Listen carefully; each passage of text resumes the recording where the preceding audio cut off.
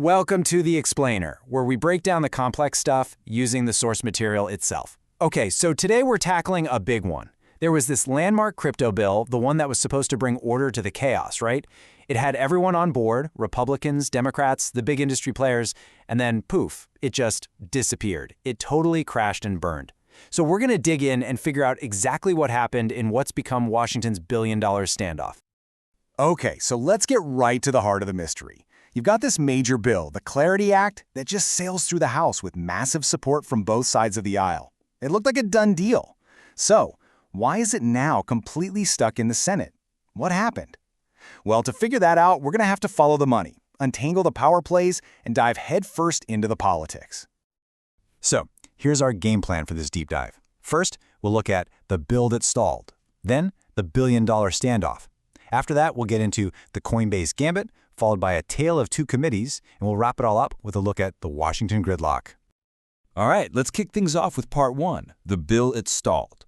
We're going to look at a timeline of the CLARITY Act's super fast rise and its even faster stop. Okay, just look at how fast this all went down.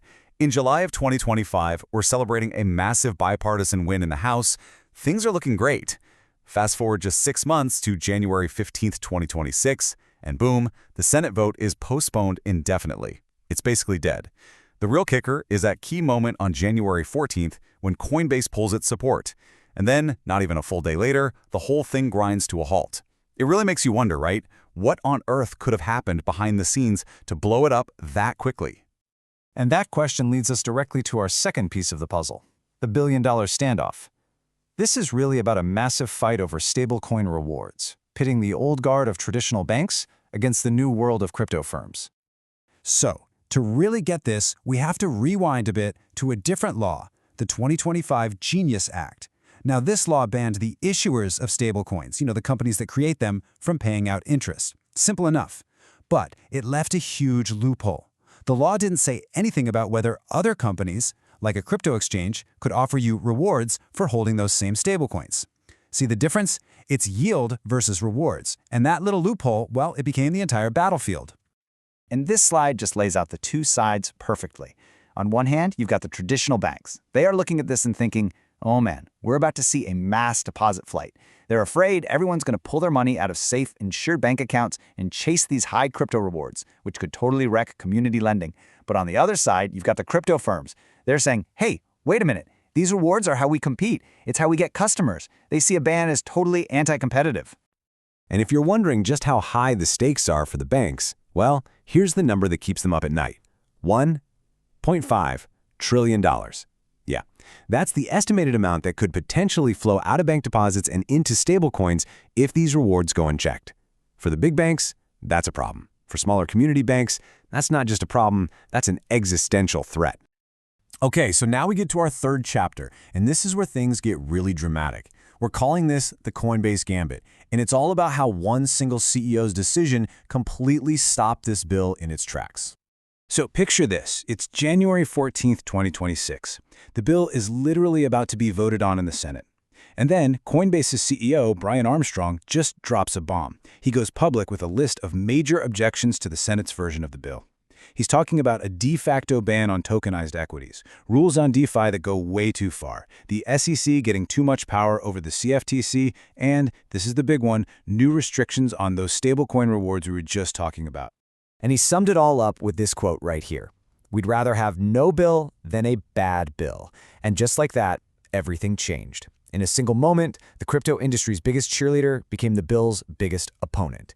You can imagine the whiplash in Washington. The fragile consensus that everyone had worked so hard to build, it just shattered. The bill's momentum, gone. Overnight.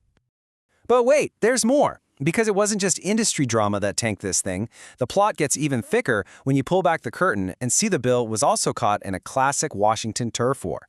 This brings us to part 4, a tale of two committees. Yeah, this table really shows you what that jurisdictional tug-of-war looks like. You've got the Senate Agriculture Committee, which oversees the CFTC. Think commodities. Their version of the bill is actually moving along. But then you have the Senate Banking Committee, which oversees the SEC. Think securities. Their version, as we know, is postponed indefinitely. So you've literally got two powerful committees with two different regulators in mind, writing two different sets of rules, and they are not on the same page at all. It's a recipe for gridlock. And that brings us to the final piece of our puzzle, the thing that ties it all together, the Washington gridlock. This is where we look at how politics, partisanship, and procedure created the absolute perfect storm to kill this bill.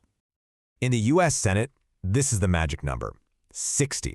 Because of a rule called the filibuster, you don't just need a simple majority to pass big bills like this one. You need a supermajority of 60 votes. And what that means in practical terms is that the minority party gets a huge amount of leverage to either block legislation completely or demand major changes. And in this case, the Senate Democrats absolutely used that leverage. They came to the table with a list of demands. They wanted stronger anti-money laundering rules, tighter ethics rules for officials holding crypto, and way more consumer protections. But here's the final nail in the coffin. The CLARITY Act got tangled up in a totally separate, high-stakes negotiation about a potential government shutdown. Suddenly, the bill wasn't just about crypto anymore. It was a political bargaining chip.